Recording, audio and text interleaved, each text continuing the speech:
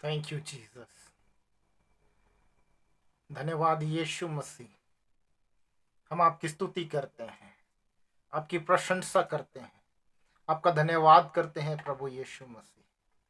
धन्यवाद हमारे बीच में होने के लिए। धन्यवाद, हम आपका स्वागत करते हैं यीशु मसीह, सारे मानव जाति के उद्धार करता, सारी सृष्टि के उद्धार करता। हम आपका धन्यवाद करते हैं। आप महान परमेश्वर होकर भी सारे स्वर्ग और सारे ब्रह्मांड और सारी पृथ्वी पर सभी चीजों को बेहतर तरीके से, योजनाबद्ध तरीके से देखभाल करने वाले परमेश्वर, इन सब बातों में आप व्यस्त रहने के बावजूद भी आप यहां पर हैं, हमारे बीच में हैं, मेरे अंदर हैं, हम सब के अंदर हैं। आपका धन्यवाद यीशु। ओ धन्यवाद, धन्यवाद यीशु, आपके प्रेम के लिए, आपके अगापे प्रेम के लिए, आपके अनकंडीशनल लव के लिए धन्यवाद यीशु मसीह।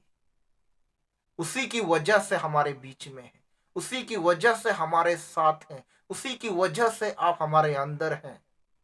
धन्यवाद यीशु, धन्यवाद यीशु, धन्यवाद हमें बचा लेने के लिए, धन्यवाद हमें बंधनों से छुड़ा लेने के लिए, धन्यवाद बीमारियों से आजाद कर देने के लिए, श्रापों से छुटकारा दे देने के लिए धन्यवाद, मृत्यु से छुड़ा लेने के लिए धन्यवाद यीशु। ओ धन्यवाद करते हैं, बहुतायत का जीवन देने के लिए धन्यवाद यीशु। धन्यवाद, अपने अभिषेक से भरने के लिए धन्यवाद, पवित्र आत्मा के नए अभिषेक से हमें भरने के लिए धन्यवाद। धन्यवाद आपकी हर एक योजनाओं के लिए जो हमारे जीवनों में आप पूरा कर रहे हैं। धन्यवाद यीशु मसीह, आपका अनुग्रह हम पर प्रबल है, आपकी करुणा, आपकी दया, आपकी कुशलता हमारे जीवन में प्रबल है। धन्यवाद यीशु मसीह, धन्यवाद आपने हमें योग्य ठहरा दिया है। धन्यवाद यीशु मसीह, अब हम धर्मी हैं प्रभु यीशु मसीह, क्योंकि आपकी धार्मिकता से भरे हुए लोग हैं, भरे गए लोग हैं प्रभु यीशु मसीह। धन्यवाद करते हैं, कोई हम पर दोष नहीं लगा सकता, क्योंकि हमारा पिता परमेश्वर जो हमें धर्मी ठहराता है। हम धन्यवाद करते हैं, आपकी प्रशंसा करते हैं, आपका आदर करते हैं, आपका सम्मान करते हैं, आपकी बड़ाई करते हैं। धन्यवाद, बहुत बहुत धन्यवाद।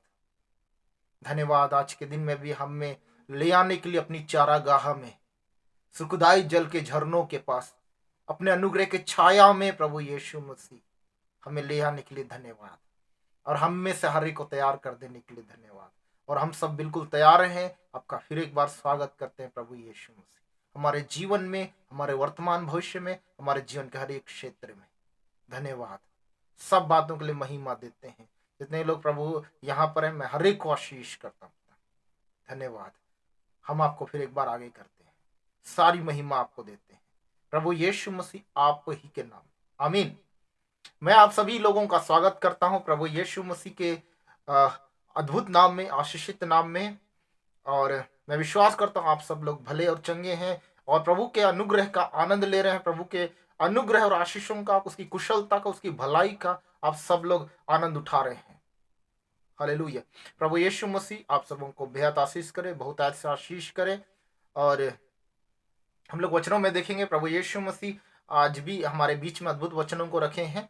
तो मैं वचन को आप सबों के बीच में इस समय शेयर कर रहा हूँ। थैंक यू जीसस, धन्यवाद यीशु, धन्यवाद यीशु, धन्यवाद यीशु, धन्यवाद पवित्र आत्मा, धन्यवाद पवित्र आत्मा, धन्यवाद सब बातों के लिए धन्यवाद। आप हमारे बीच में, धन्यवाद धन्यवाद धन्यवाद। Thank you Jesus, thank you Holy Spirit, thank you Father God, thank you Father God, thank you Father God. रिमस्तखेरी एलेमासा रे रिमस्तखोरी अंदाला। प्रभु यीशु मसीह का धन्यवाद। तो आज आप देख रहे हैं, आपकी स्क्रीन पर एक वचन आ रहा है मत्ती रची सुसमाचार से, मत्ती रची सुसमाचार उसका 17 अध्याय, मत्ती रची सुसमाचार 17 अध्याय, और उसका हम लोग 14 से आगे देखेंगे। मत्ती रची सुसमाचार 17 अध्याय उसका 14 से आगे। जब वे भीड़ के पास आए भीड़ के पास पहुंचे तो एक मनुष्य उसके पास आया, प्रभु यीशु मसीह के पास आया और घुटने टेक कर कहने लगा, हे प्रभु मेरे पुत्र पर दया कर, क्योंकि उसको मिर्गी आती है और वह बहुत दुख उठाता है और बार बार आग में और बार बार पानी में गिर पड़ता है, और मैं उसको तेरे चेलों के पास लाया पर वे उसे अच्छा नहीं कर सके। यीशु ने उत्तर दिया, हे अविश्वासी और हठीले लोगों, मैं कब तक तुम्हारे साथ रहूंगा और कब तक तुम्हारी सहूंगा? उसे उसे यहां मेरे पास लाओ। तब यीशु ने उसे घुड़का और क्या हुआ? दुष्ट आत्मा उसमें से निकला और लड़का उसी घड़ी अच्छा हो गया। हालेलुया। तो इन वचनों से हम लोग देखेंगे, तो हम लोग देख रहे हैं, अगर इससे पहले की घटना पर आप गौर करेंगे तो आप पाएंगे कि प्रभु यीशु मसीह के 3 चेले, याकूब, यूहन्ना और पतरस, वो लोग रूपांतरण के पर्वत पे थे। एक पर्वत था जहां प्रभु यीशु मसीह का ट्रांसफॉर्मेशन हुआ, रूपांतरण हुआ। और आप सभी जानते हैं क्या घटना हुई, हम उस पर बात नहीं करेंगे। तो ये सारी बातें हुई और उसके बाद जब प्रभु यीशु मसीह वहां से उतरे तो वे भीड़ के पास पहुंचे। नीचे क्या है, उसके चेले लोग थे और एक भीड़ थी। तो एक मनुष्य उनके पास आया, प्रभु यीशु मसीह के पास आया और घुटने टेक कर कहने लगा, हे प्रभु मेरे पुत्र पर दया कर। प्रभु यीशु मसीह से क्या कर रहा है? प्रार्थना कर रहा है, मुझ पर, मेरे पुत्र पर दया कर, क्योंकि उसको मिर्गी आती है और वह बहुत दुख उठाता और बार बार आग में और बार बार पानी में गिर पड़ता है। तो हम लोग देख रहे हैं यहाँ पर किस तरीके से वो मिर्गी की बीमारी क्या कर रहा है, उसे, उस परिवार को इतना डिस्टर्ब कर दिया, इतना अधिक परेशान कर दिया है। और हम देख रहे हैं कि यहां पर इसके पीछे कौन? एक दुष्ट आत्मा है, एक डीमन है, एक दुष्ट आत्मा है जो उसके जीवन में इन बातों को कर रहा है, उसका कारण है। तो प्रभु यीशु मसीह के पास वो मनुष्य आया और घुटने टेक कर कहने लगा। यहां पर देखिए कुछ बातें हो रही है। प्रभु यीशु मसीह जब वहां उस भीड़ के पास आए तो कुछ बातें हो रही है। हालांकि ये आपको मरकुस में मिलेगा, लूका रचित सुसमाचार में मिलेगा, लेकिन हम लोग मत्ती में से देख रहे हैं। क्यों हम लोग मत्ती में से देख रहे हैं? क्योंकि मरकुस और लूका में उस तरह का डिटेल नहीं है, उस तरह का विवरण नहीं है जैसे मत्ती रचित सुसमाचार में आपको मिलेगा, दिखाई पड़ेगा। इसलिए हम लोग मत्ती रचित सुसमाचार से इस वचन को देख रहे हैं। तो जब प्रभु यीशु मसीह वहां आए तो वो मनुष्य जिसके बेटे के जीवन में एक बड़ी समस्या थी, वो क्या है, प्रभु यीशु मसीह के पास आए, घुटने टेक कर, पहले उसने क्या, घुटने टेका और घुटने टेक कर कहने लगा, हे प्रभु मेरे पुत्र पर दया कर। और वो बातों को कहा। उसके बाद वो बोल रहा है कि मैं तेरे चेलों के पास लाया था, मैं अपने बेटे को चेलों के पास लाया था पर वे अच्छा नहीं कर सके। तब प्रभु यीशु मसीह कहते हैं, हे अविश्वासी और हठीले लोगों, कब तक तुम्हारे साथ रहूंगा, कब तक तुम्हारी सहूंगा? तो यहां पर प्रभु यीशु मसीह किनको कह रहे हैं? हे अविश्वासी और हठीले लोगों, किनको कह रहे हैं? अगर आप यहां पर गौर करेंगे तो आप यहां पर ना तो चेलों के विषय में देख रहे हैं, ना तो किसी को प्रभु यीशु मसीह यहाँ पॉइंट आउट नहीं कर रहे हैं कि चेलों को बोल रहे हैं कि वो भीड़ को बोल रहे हैं, किसको बोल रहे हैं। लेकिन प्रभु यीशु मसीह ये स्टेटमेंट दे रहे, ये कह रहे हैं कि अविश्वासी और हठीले लोगों, कब तक तुम्हारे साथ रहूंगा। हालांकि नीचे जब देखेंगे तो आपको मिलेगा कि प्रभु यीशु मसीह जब उसके चेले लोग जब प्रभु यीशु मसीह को बाद में वो पूछते हैं कि हम क्यों उसको अच्छा नहीं कर सके, तो वहां पर प्रभु यीशु मसीह उनको कह रहे हैं कि अपने विश्वासी घटी के कारण, ये सारी बातों कहता है। लेकिन उसको हम नहीं देखेंगे, हम यहाँ पर देख रहे हैं प्रभु यीशु मसीह कह रहे हैं अविश्वासी और हठीले लोगों, इस तरह से। और प्रभु यीशु मसीह उसको अच्छा करते हैं, दुष्ट आत्मा उसमें से निकालते हैं, और वो लड़का, वो उसका बेटा उसी समय अच्छा हो जाता है, ठीक हो जाता है, चंगा हो जाता है। तो यहां पर अगर आप में से कोई सोच रहे हैं कि यहां पर चेलों की गलती है, कई बार ऐसा ही दिखाई पड़ता है कि यहां पर चेलों की गलती है, तो मैं आपको बताना चाहूंगा ऐसा नहीं है। क्यों ऐसा नहीं है? क्योंकि अगर आप उससे पहले मती रची सुसमाचार में कुछ जगहों को देखेंगे तो प्रभु यीशु मसीह ने उनको अधिकार दिया। आप वो घटना, वो उस बात को लूका में भी देखेंगे, मती में भी देखेंगे कि प्रभु यीशु मसीह अपने चेलों को क्या कर रहे हैं, अधिकार दे रहे हैं। आप लोगों ने देखा है, गौर किया है कि प्रभु यीशु मसीह अधिकार देते हैं कहां पर? अगर आप देखेंगे तो ये आपको मती रची सुसमाचार में ही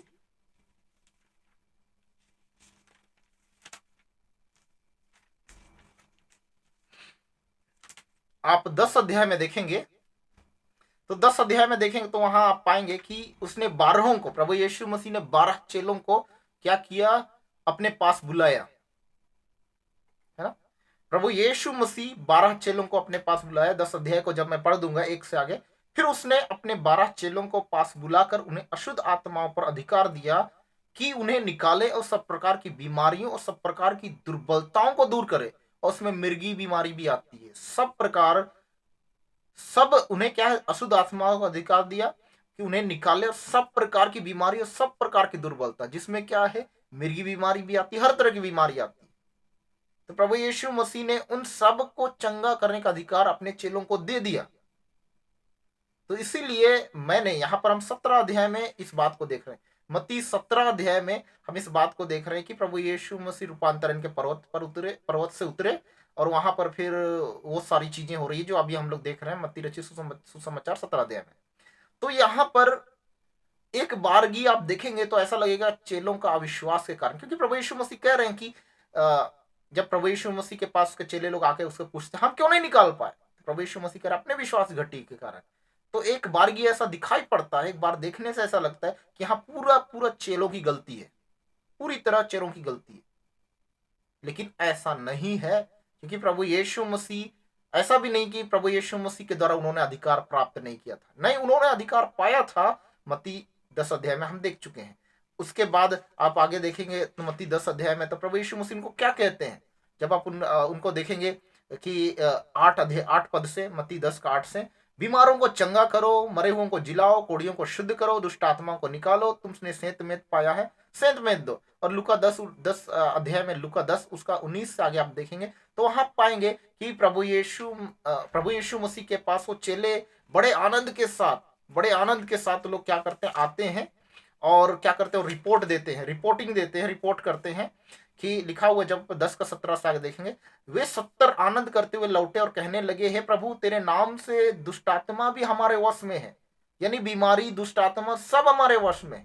तो ऐसा नहीं है कि चेले लोग कभी पहले नहीं किए, चेले कभी भी ये काम पहले कभी नहीं किए, बीमारों को चंगा किए, ऐसा चंगा नहीं किया, ऐसा नहीं, उन्होंने बीमारों को चंगा किया, दुष्ट आत्मा को निकाला, और उन्होंने साफ साफ गवाही भी दी कि दुष्ट आत्मा हमारे वश में है, बीमारी लाने वाली आत्मा हमारे वश में है। चेलों ने पहले ही उन्होंने गवाही दी। तो यहां हम नहीं कह सकते कि यहां पर चेलों की गलती, लेकिन चीजें क्यों ऐसा हो रहे, उन सभी बातों पे बात करेंगे। तो पहले हम बात करेंगे यहां पर एक मनुष्य जब आया है प्रभु यीशु मसीह के पास, क्या कर रहा है, घुटने टेक रहा है। ये जो घुटने टेकना, ये बहुत महत्वपूर्ण यहां पर काम कर रहा है। यहां पर जब प्रभु यीशु मसीह के पास ये व्यक्ति आया तो उसने क्या किया, पहले घुटने टेका, और वो उसके बाद वो क्या कर रहा है, प्रेयर कर रहा है, वो प्रार्थना कर रहा है, प्रभु यीशु मसीह को कह रहा है कि मेरे बेटे को अच्छा कर दो। मेरे प्रियो, ये वचन, ये शब्द, ये सारे शब्द, ये घुटने टेकना, ये शब्द किन बातों को दर्शाता है, समर्पण की बातें, पूरी तरह से सरेंडर हो जाने की बातें। हालेलुया, आप लोग समझ पा रहे होंगे, मैं विश्वास करता हूं। पूरी तरह सरेंडर होने की बातों को यहाँ पर प्रभु यीशु मसीह यहाँ पर मतलब ये वचन इस बात को कह रहा है कि पूरी तरह सरेंडर, क्योंकि ये मनुष्य प्रभु यीशु मसीह के पास आके क्या किया, पूरी तरह घुटने टेकना किस बात को दर्शाता है, पूरी तरह सरेंडर हो जाना। तो प्रभु यीशु मसीह के सामने सरेंडर हो गया, पूरी तरह से समर्पित हो गया, पूरा फोकस प्रभु यीशु मसीह पर कर लिया, और वो क्या कर रहा है, वो प्रार्थना कर रहा है, हे प्रभु मेरे पुत्र पर दया कर। उसके बाद वो डिटेल बता रहा है कि क्या क्या चीजें मेरे बेटे के साथ होती है, और उसके बाद वो चेलों को लेके भी बोल रहा है कि वो अच्छा नहीं कर सके बोल के। और तब फिर प्रभु यीशु मसीह कहते हैं अविश्वासी हठीले लोगों। तो यहां पर मैं आपको बताना चाहूंगा, प्रभु यीशु मसीह अपने चेलों को सिर्फ नहीं बोल रहे हैं, वो सारे लोगों को बोल रहे हैं, वहां जितने लोग हैं ना उन सबको बोल रहे हैं अविश्वासी और हठीले लोगों। क्यों इन बातों को कह रहे हैं अविश्वासी और हठीले लोगों, उस पर हम बात करेंगे। प्रभु यीशु मसीह कह रहे कब तक तुम्हारे साथ रहूंगा, कब तक तुम्हारी सहूंगा, उसे मेरे पास लाओ। और तब प्रभु यीशु मसीह उसको अच्छा करते हैं। तो प्रभु यीशु मसीह उनको कह रहे हैं अविश्वासी और हठीले लोग, सारे लोगों को। तो मैं आपको बताना चाहूंगा कि यहाँ ऐसा, जैसा मैंने कहा कि ऐसा नहीं कि उसके चेले लोग कभी भी चंगा नहीं किए लोगों को, उन्हें अधिकार प्राप्त था और वो उन्होंने किया भी था, लेकिन यहां पर क्यों अच्छा नहीं कर पाए। आज के समय में भी अगर आप देखेंगे तो जब लोग लोग प्रार्थना करवाने के लिए आते हैं किसी बात के लिए, चाहे अपने व्यक्ति, क्योंकि मैं सेवकाई में हूं और कई समय से सेवकाई में हूं, तो मैंने इस बात को बहुत अच्छी तरीके से देखा और अनुभव किया। जब लोग आते हैं प्रार्थना करने, करवाने, दूसरों के लिए या खुद के लिए, किसी भी बात के लिए, तो कई लोग सरेंडर नहीं करते, समर्पित नहीं रहते। मैं यहां पर यह नहीं कह रहा हूं कि परमेश्वर के जो सेवक है, परमेश्वर के जन है, उनके सामने घुटने टेक देना या सरेंडर कर देना, हालांकि कई लोग करते हैं, इसमें गलत नहीं है। कई लोग, जब मैं भी जब भी मैं किसी के लिए प्रार्थना करता हूँ कोई मीटिंग के बाद, तो कुछ लोग आते हैं तो मेरे सामने घुटने टेक लेते हैं, तो ये गलत नहीं है।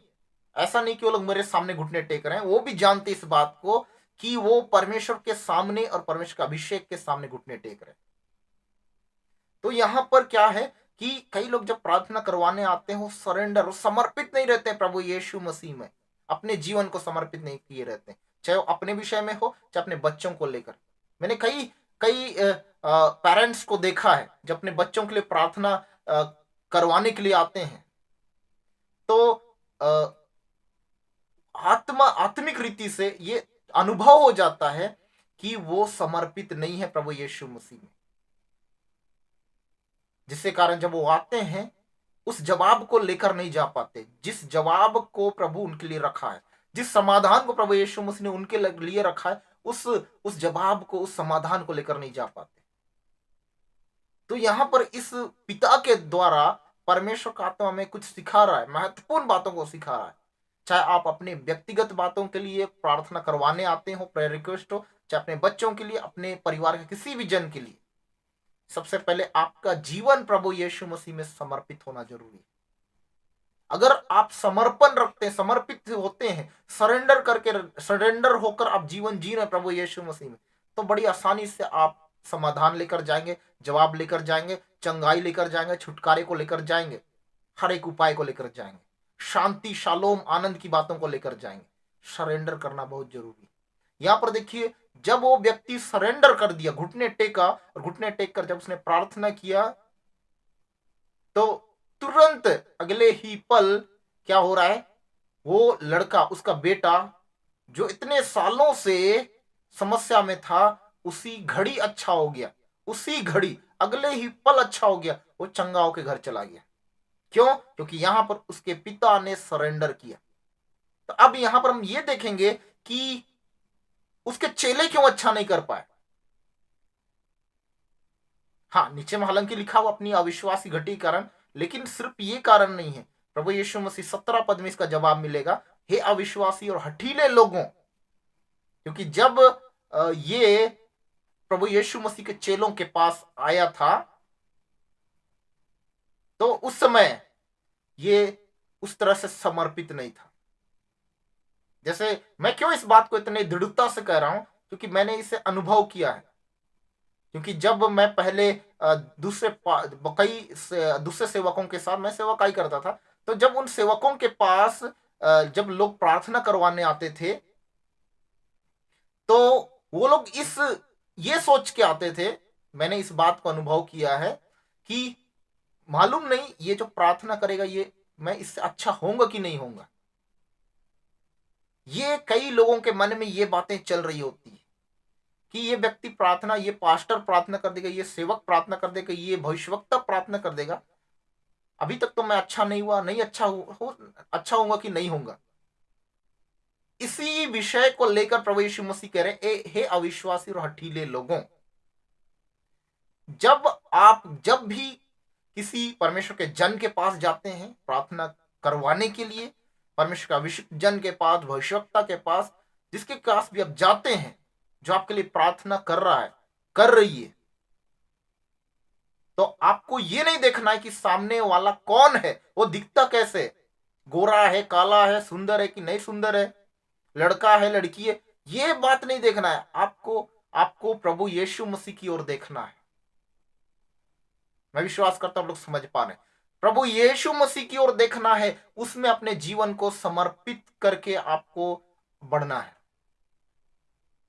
वास्तविक जो जवाब लेकर, वास्तविक जो आपके समस्याओं का समाधान कौन लेकर आता है? आपका समर्पण, आपका समर्पण, हमारा समर्पण। चाहे अपने लिए प्रार्थना करवा रहे हैं, चाहे अपने बच्चों के लिए या किसी के लिए प्रार्थना करवा रहे हैं, आपके अंदर का समर्पण जवाब को लेकर आएगा आपके जीवन में। जैसे यहां पर हम लोग देख रहे हैं कि वो समर्पण क्या कर रहा है, वो समर्पित हो रहा है। उससे पहले अगर घटनाओं को देखेंगे तो आप पाएंगे नहीं कि वो क्या कर रहा है, चेलों के आगे घुटने टेक रहा है। ठीक है, वो नहीं टेक रहा है घुटनों चेलों के आगे, उससे कोई दिक्कत नहीं है, लेकिन समर्पण नहीं है यहां पर। ये मनुष्य जब इसको चेलों के पास आया होगा तो वो यही सोचता होगा कि मैं कई लोगों के पास गया, बहुत सारे डॉक्टर्स के पास गया, बहुत सारे वैद्यों के पास गया, बहुत जगह मैं गया, झाड़ फूक करने वालों के पास गया, सब जगह मैं किया, लेकिन कहीं पर से मेरा बेटा ठीक नहीं हुआ। मालूम नहीं ये लोग ठीक कर पाएंगे कि नहीं कर पाएंगे। इस तरह से उसके अंदर ये बातें चल रही होंगी। इसीलिए मैं क्यों इसको इतना दृढ़ता से कह रहा हूं, क्योंकि 17 पद में प्रभु यीशु मसीह इस बात को कह रहे हैं, अविश्वासी और हठीले लोगों। क्योंकि प्रभु यीशु मसीह ने उसके जीवन को देख लिया, उसके अंदर की हर एक बातों को देख लिया, उसकी भावनाओं को देख लिया। जैसे कि आज के समय में भी बहुत सारे लोग जब परमेश्वर के जन के पास जाते हैं प्रार्थना करवाने, उनके अंदर ये भावना पाई जाती है, मालूम नहीं यहां ये प्रार्थना करेगा तो ठीक होगा कि नहीं होगा। तो हमें ये नहीं देखना कि प्रार्थना कौन कर रहा है, हमारा हमारा फोकस किस पर होना चाहिए, हमारा केंद्र, ध्यान का केंद्र कौन होना चाहिए? प्रभु यीशु मसीह। ये प्रभु यीशु मसीह का सेवक है, प्रभु यीशु मसीह का जन है। जब ये प्रार्थना करेगा, प्रभु यीशु मसीह की चंगाई मुझे अच्छा करेगा, चंगा करेगा, ये आपके अंदर भावना होनी चाहिए। इस विश्वास के साथ जब अभी समर्पण के साथ आप जाएंगे ना, आप चंगाई लेकर जाएंगे, छुटकारा लेकर जाएंगे, उपाय लेकर जाएंगे, समाधान लेकर जाएंगे। हालेलुया। और मैं आपको ईमानदारी से बताना चाहूंगा कि जब मैं प्रभु में उस तरह से नहीं था ना, मेरे अंदर भी ये बातें चलती थी। इसीलिए भी मैं इतने दृढ़ता से कह रहा हूं, मेरे अंदर भी ये बातें चलती थी। जब मैं प्रार्थना करवाने जाता था तो मैं ये सोचता था, मालूम नहीं इसके प्रार्थना करने से मेरे जीवन में कुछ होगा कि नहीं होगा। तो प्रभु यीशु मसीह ने मुझे इन बातों के द्वारा उसने सिखाया कि किस तरह की भावनाओं को रखना चाहिए। तो अगर आप में से कोई लोग इस तरह की भावना रखते हैं तो इसे निकाल फेंकिए अपने अंदर से, इन बातों को छोड़ दीजिए। और उससे ज्यादा महत्वपूर्ण क्या है? समर्पण रखिए। चाहे आप अपने लिए प्रार्थना करवा रहे हो, चाहे दूसरों के लिए, समर्पण बहुत जरूरी है। समर्पण, प्रभु यीशु मसीह हमारे अंदर समर्पण देखना चाहता है।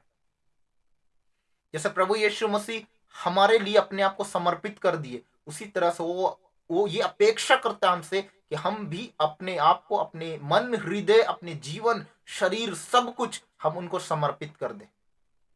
हम उनको समर्पित करें, अपने कामों को, अपने नौकरी, अपना बिजनेस, अपने खेती बाड़ी, जो कुछ है सब चीजों को प्रभु यीशु मसीह को समर्पित करें। और वो समर्पण जब आप समर्पित करते हैं ना, तो आप क्या करते हैं? प्रभु यीशु मसीह के हाथों में उन चीजों को देते हैं। जब आप समर्पित नहीं करते ना, क्या होता है? आप प्रभु यीशु मसीह को चीजों को नहीं दे रहे हैं। इस उदाहरण के तौर पर जब पहले मेरे जब मैं प्रभु में नहीं था, तो कुछ सेवक लोग मेरे घर में आते थे। उस दौरान मेरे पेरेंट्स, मेरे माता पिता से वो पास्टर लोग बोलते थे कि क्या आप लोग अपना बेटा को सेवकाई के लिए देंगे? मैं तो पहले मन में सोचता था ये सब नहीं करूंगा, इस तरह के कामों को। लेकिन मेरे माता पिता भी कोई जवाब नहीं देते थे, क्योंकि उनको ये बातों का उस समय नॉलेज नहीं था कि ये करना जरूरी है। ठीक है। अब मेरे माता पिता पहले से प्रभु में अब उन बातों को समझने लगे। पहले जब वो इन बातों को नहीं जानते थे, क्योंकि उनको भी उनके पूर्वजों ने नहीं सिखाया। इसमें मेरे माता पिता की गलती नहीं है, मैं उनके माता पिता की गलती नहीं निकाल रहा हूँ, मेरे मम्मी पापा के, बल्कि उनके पूर्वजों ने नहीं सिखाया था। इसलिए ये चीजें उस तरह से होती आई। तो मुझे समर्पित नहीं किया गया। लोगों को ये लगता है, आज भी मैं जब किसी से बातें करता हूं और जिनको ये ज्ञान नहीं है, या आत्मिक ज्ञान नहीं है कि बच्चों को समर्पित करना है, तो जब मैं उनसे बातें करता हूं, मैं कहता हूं कि आप अपने बच्चों को समर्पित कर दिए प्रभु यीशु मसीह में। तो कुछ लोगों का जवाब ये होता है, कुछ कुछ लोगों का, कि तब तो फिर ये तो पादरी बन जाएगा, ये तो फिर सेवक बन जाएगा। हम लोग का ये इकलौता बेटा है और हम लोग चाहते हैं कि ये हमारे बुढ़ापे का सहारा बने, तो इसीलिए हम लोग इसको नौकरी करवाना चाहते हैं, हम इसको इंजीनियर बनाना चाहते हैं, हम इसको डॉक्टर बनाना चाहते हैं। अगर ये इसको हम प्रभु को समर्पित कर देंगे तो फिर कैसे होगा, कैसे नौकरी करेगा? कई लोग ये सोचते। अगर आप में से कोई है जो ऐसा सोचते हैं, तो आप गलत सोचते हैं,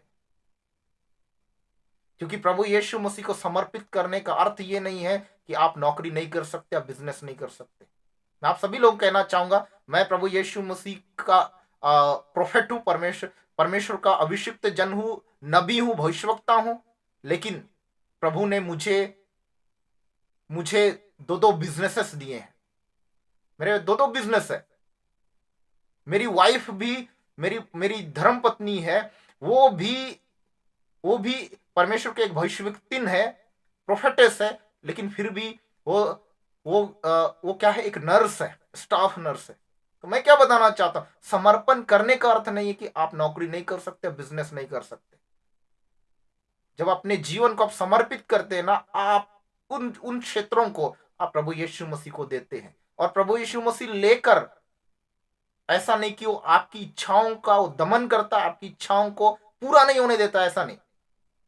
प्रभु यीशु मसीह के हाथों में जब आप अपने जीवन को देते हैं ना, तब उसमें और भी चीजों को ऐड करता है, और भी चीजों को जोड़कर आपकी अपेक्षा से अधिक काम करता है, आपके एक्सपेक्टेशन से, आपकी योजना से अधिक बढ़कर काम करता है।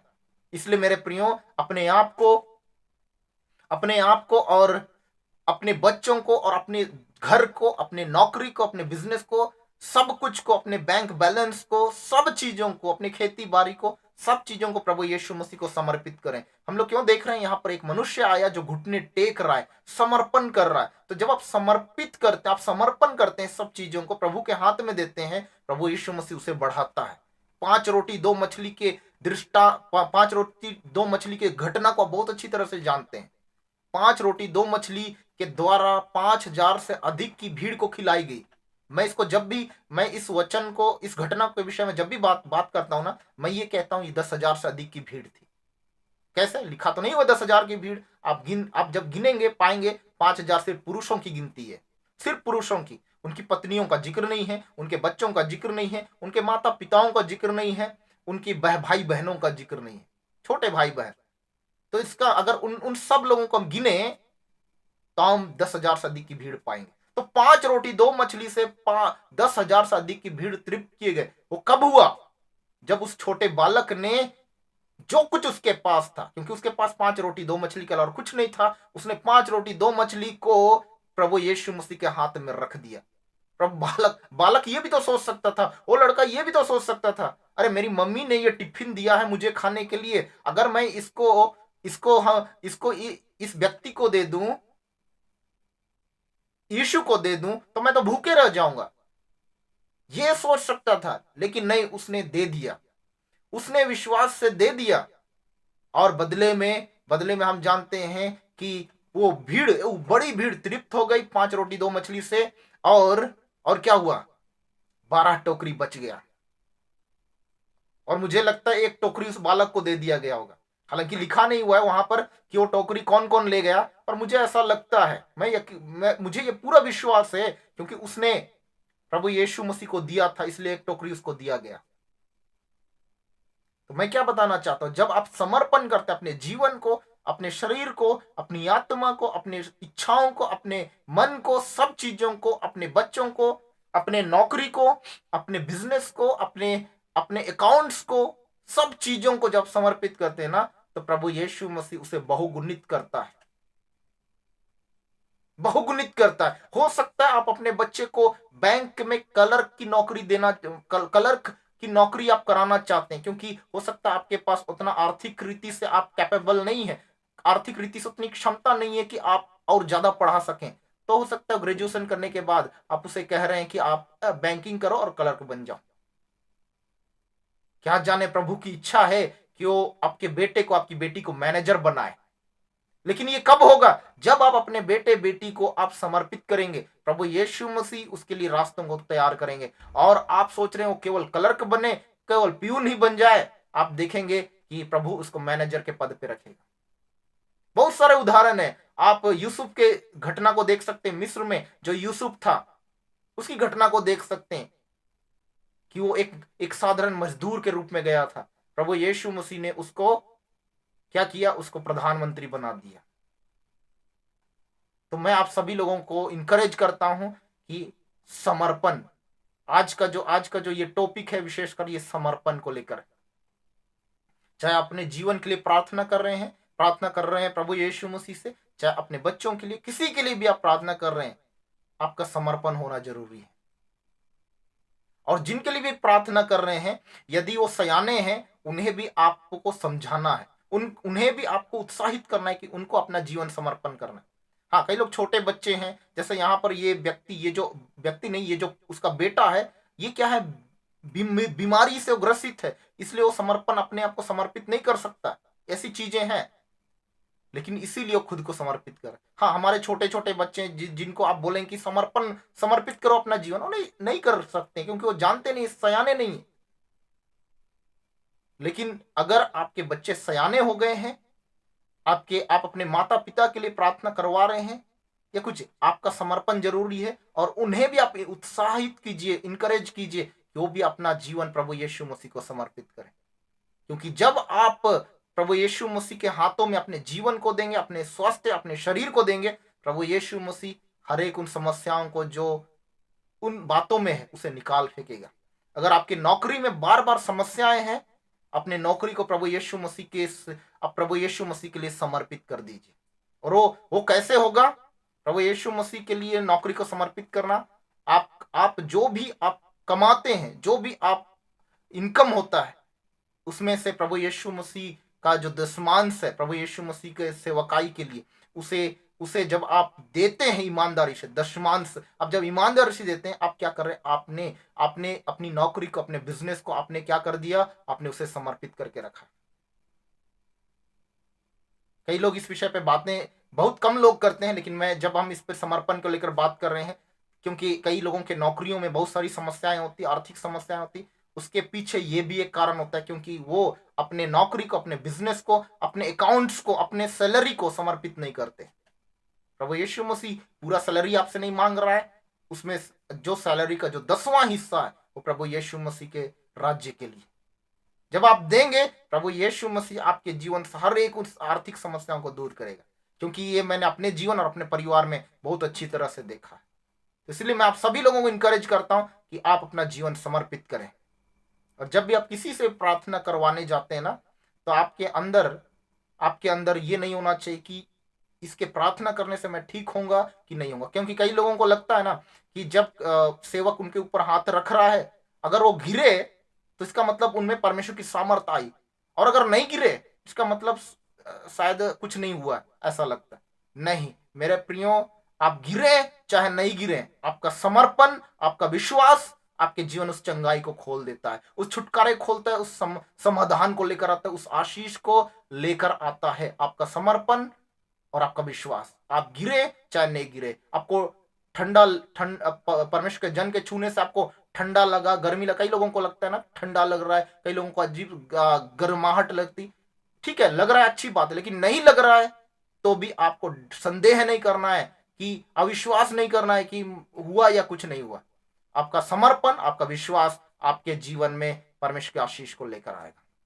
मैं विश्वास करता हूं आप लोग आज के इस इन वचनों के द्वारा आशीषित हुए हैं। आइए हम लोग प्रार्थना करें और आज से ही अपने जीवन को फिर एक बार समर्पित करना शुरू करें और अपने विश्वास को प्रभु यीशु मसीह के ऊपर रखें। आइए हम प्रार्थना करें।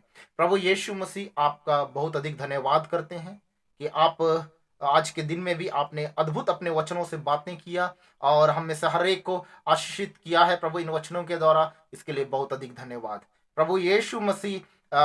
इस समय हर एक उन आशीषों को जो आपने हमारे लिए खोला है प्रभु यीशु मसीह, उन सारी आशीषों को, उन सारी भलाइयों को हम सारे अपने जीवन में हम ले लेते हैं प्रभु यीशु मसीह।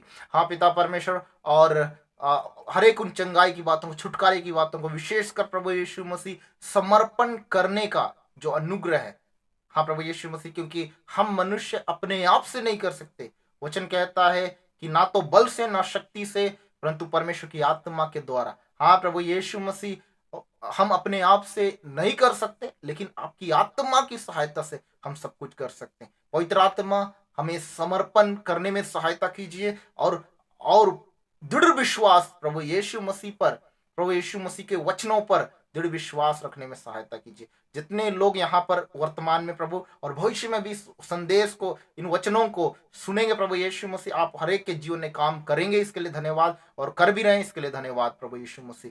निश्चय प्रभु जितने लोगों के जीवन में, जैसे आज हम लोग एक बीमारी के विषय में देखे और ये सारी बातों को देखे प्रभु, जिनके जीवनों में भी किसी भी तरह की बीमारी है, विशेषकर अगर किसी भी मिर्गी वाली बीमारी की बातें हैं, प्रभु यीशु मसीह इसी समय आपका हाथ उन्हें छू रहा है और चंगा कर रहा है प्रभु।